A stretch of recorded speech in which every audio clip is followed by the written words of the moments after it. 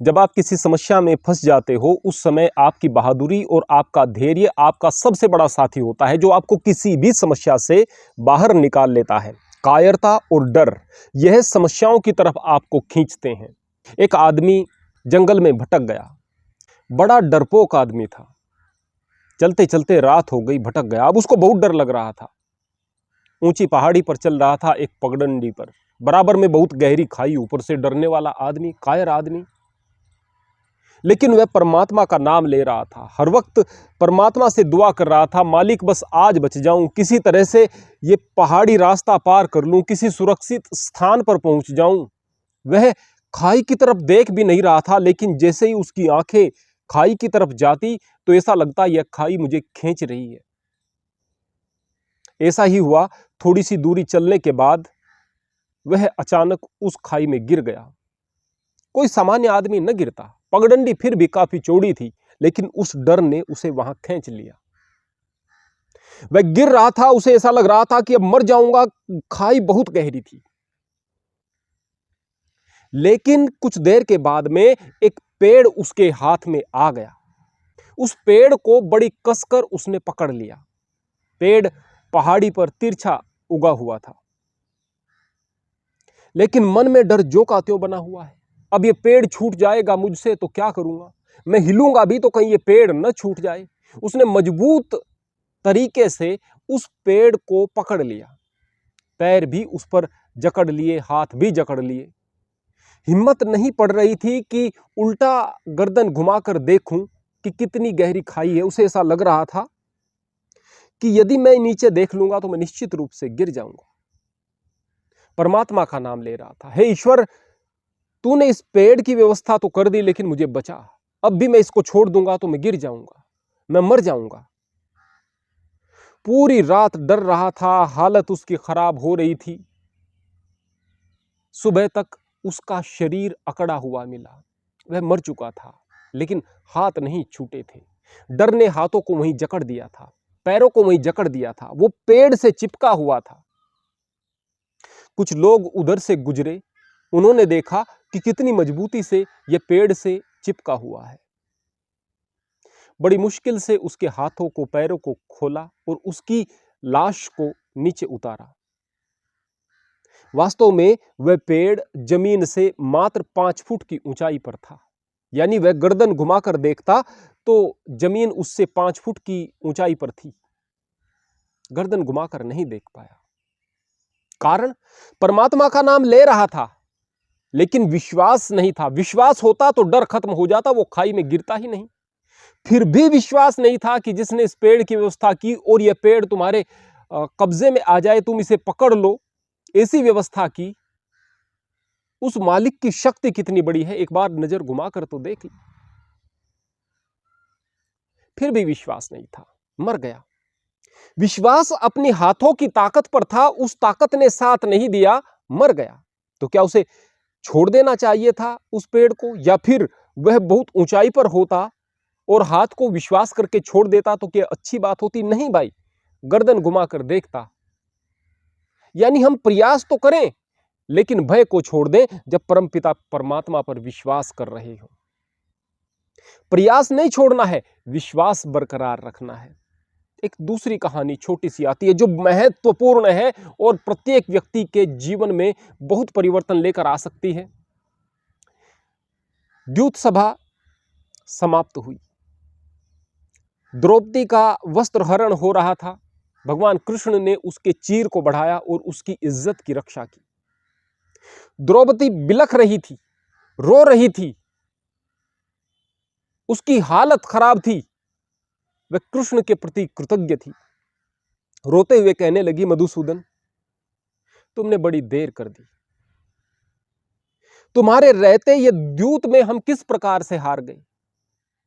तुम्हारे रहते मुझे इतना कष्ट क्यों उठाना पड़ा। तुम्हारे रहते ये सब क्यों हो गया। भगवान कृष्ण कहने लगे कि देर बिल्कुल नहीं हुई है, मैंने देर की ही नहीं है। वास्तव में तुमने पुकारने में देर कर दी। रहा सवाल द्यूत में हारने का। जब द्यूत सभा हुई क्या दुर्योधन खुद पासे चल रहा था? नहीं, उसने शकुनी का चुनाव किया, शकुनी पर विश्वास किया। उसे पता था कि मैं द्यूत में अच्छा नहीं हूं, मुझसे बेहतर शकुनी मामा द्यूत खेलेंगे।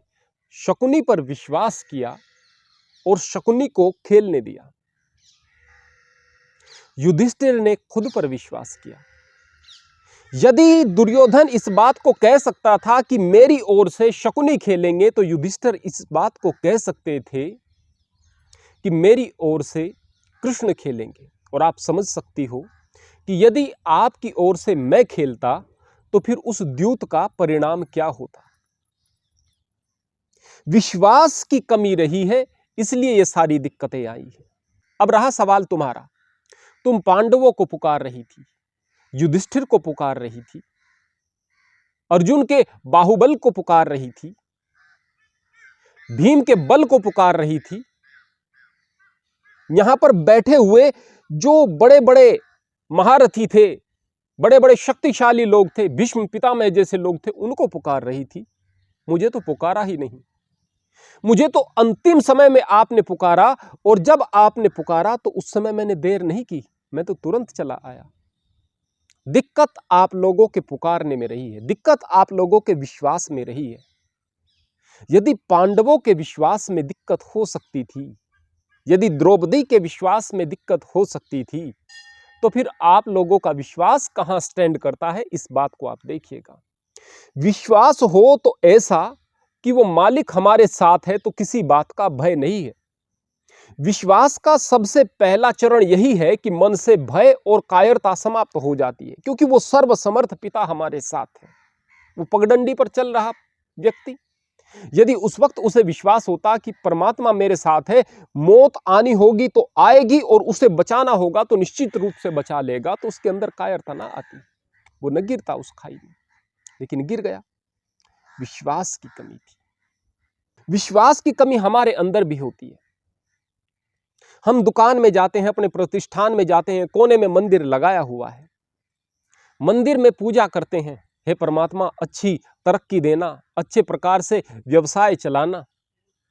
फिर उस प्रार्थना के पश्चात हम उसी भ्रष्टाचार पर लग जाते हैं, कालाबाजारी पर लग जाते हैं, धोखाधड़ी पर लग जाते हैं, ग्राहकों के साथ में धोखाधड़ी करके ज़्यादा पैसा कमाने की कोशिश करते हैं। उस वक्त अपनी चतुराई पर विश्वास कर रहे होते हैं। यकीन मानिए, आपको जो मिल रहा होता है उसमें आपका जो पुरुषार्थ है, जो मेहनत है, उसका भी महत्व है, पर उससे ज़्यादा महत्व परमात्मा की कृपा का है। यदि आप अपनी चतुराई से सुख ले लेते तो संसार में कोई व्यक्ति दुखी ही न होता। यदि चतुराई से सुख मिल सकता तो दुख संसार में होता ही नहीं। दुख है इसलिए क्योंकि चतुराई काम नहीं करती है भाई। यदि विश्वास हो तो बहुत कुछ बदल सकता है। एक छोटी सी बात और भी आप समझ सकते हैं। एक बार एक गांव में अकाल पड़ा हुआ था। गांव में गांव के लोगों ने मिलकर के यह तय किया कि हम एक यज्ञ करेंगे बड़ा सा, उस यज्ञ के पश्चात बारिश होगी। सभी लोग उस यज्ञ में कोई सामग्री लेकर जा रहा था, कोई घृत लेकर के जा रहा था, कोई समिधाएं लेकर जा रहा था, कोई अन्य पूजा की सामान लेकर जा रहा था। सभी बारिश के लिए यज्ञ करने जा रहे थे, लेकिन एक बच्चा छाता लेकर के आया। सबने पूछा, अरे धूप निकली हुई है, तुम छाता लेकर के क्यों आई हो? कि यज्ञ के बाद बारिश होगी तब तो छाते की जरूरत पड़ेगी। यानी कि इतने सारे लोग बाग वहां पर थे और यज्ञ कर रहे थे, पर विश्वास केवल उस बच्चे को था कि यज्ञ होगा तो बारिश तो होगी ही। विश्वास केवल उस बच्चे को था। विश्वास की बड़ी ताकत होती है। तो क्या विश्वास से आपको सब कुछ मिल सकता है? बिना पुरुषार्थ के मिल सकता है? महाभारत से एक बड़ी सीख मिलती है। भगवान कृष्ण चाहते तो एक क्षण में सुदर्शन चक्र चला करके आतताइयों का संहार करके महाभारत को खत्म कर सकते थे। फिर न गीता का कुछ औचित्य रह गया था और ना ही फिर महाभारत के युद्ध का कोई औचित्य रह गया था। कोई आवश्यकता नहीं थी इन सारी चीजों की। लेकिन क्या हमें गीता प्राप्त होती? क्या हमें वह अमूल्य ज्ञान प्राप्त होता? भगवान कृष्ण ने अर्जुन का सारथी बनना स्वीकार किया। इसका क्या प्रयोजन था? आपको शिक्षा देना। किस बात की शिक्षा? कि आप कायरता को छोड़ दो। गीता का उपदेश यही तो बताता है कि आप कायरता को छोड़ दो, कायरता को छोड़ दो। अपने कर्म को करो, निष्काम होकर के कर्म को करो, वीरता के साथ में कार्य को करो, मृत्यु का भय छोड़ दो और उसके पश्चात आपका सारथी मैं बनूंगा।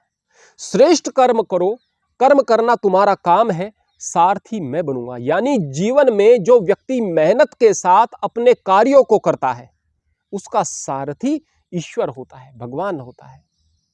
सारथी का क्या काम होता है कि रथ को ऐसे स्थान पर ले जाए जहां पर कोई संकट न हो, मुसीबत से निकाल कर लेकर जाए। यदि एक मेहनती व्यक्ति मेहनत करना स्वीकार करता है तो उस वक्त परमात्मा उसे हर प्रकार के संकट से निकालते हैं, उसे ताकत देते हैं, उसे शक्ति देते हैं। परमात्मा का जो काम है वो अपने काम से नहीं चूकते, लेकिन आप अपने काम से चूक जाते हैं। सर्वप्रथम न तो हम गीता के संदेश को समझते हैं, न हम महाभारत की शिक्षा को समझते हैं, न भगवान कृष्ण के संदेशों को समझते हैं, और ना ही ईश्वर पर हमारा गहरा विश्वास होता है। विश्वास करते हैं अपनी चतुराई पर, विश्वास करते हैं अपनी चालाकी पर, विश्वास करते हैं हम तिगड़म पर, और फिर सोचते हैं कि बस परमात्मा हमारी सहायता कर दे। सर्वथा असंभव है। आपके अंदर विश्वास की कमी है। विश्वास हो तो बस हर वक्त परमात्मा आपको अपने आसपास दिखाई दे। विश्वास हो तो कोई आदमी गलत काम न कर पाए। विश्वास हो कि वो हमारे साथ हर वक्त है, हमें हर वक्त देख रहा है, तो कोई गुनाह आदमी किसी सूरत में न कर पाए, क्योंकि उसकी निगाहें हैं जो हर वक्त मुझे देख रही हैं। लेकिन विश्वास ये है कि अब मैं संसार से छिप गया हूं, अब मैं लोगों से छिप गया हूं। छिपकर ही तो आदमी गुनाह करता है भाई। चोरी करेगा छिप कर करेगा, जारी करेगा छिप कर करेगा, चुगली करेगा छिप कर करेगा, धीमी आवाज में करेगा। उसे इस बात का पता ही नहीं है कि कोई निगाहें हैं जो उसे देख रही हैं। फिर मंदिर भी जाता है, फिर पूजा पाठ भी करता है। किस बात की? कि मुझे विश्वास है परमात्मा पर। अगर विश्वास होता तो इस बात का पता होता कि कोई ऐसा स्थान नहीं जहां पर आप उससे छिप सकते हैं। गुनाह करते वक्त भी आपको उस पर विश्वास नहीं है, प्रार्थना करते वक्त भी आपको उस पर विश्वास नहीं है, काम करते वक्त भी उस पर आपको विश्वास नहीं है, जीवन में कोई बड़ा लक्ष्य लेकर आप बढ़ रहे हैं तो भी उस पर विश्वास नहीं है। यदि विश्वास हो तो इस बात का एहसास हो जाएगा कि कर्म योगी का सारथी बनकर के परमात्मा सदैव उसके साथ होते हैं और उसके रथ को कहीं धंसने नहीं देते, कहीं फंसने नहीं देते। बस आप भय छोड़कर, आस्था रखकर अपने कर्म की तरफ आगे बढ़ करके देखो। जो भी कुछ होगा वो बेहतर ही होगा, जो भी कुछ होगा वह कल्याणकारी ही होगा। हरि ओम, हरे कृष्ण।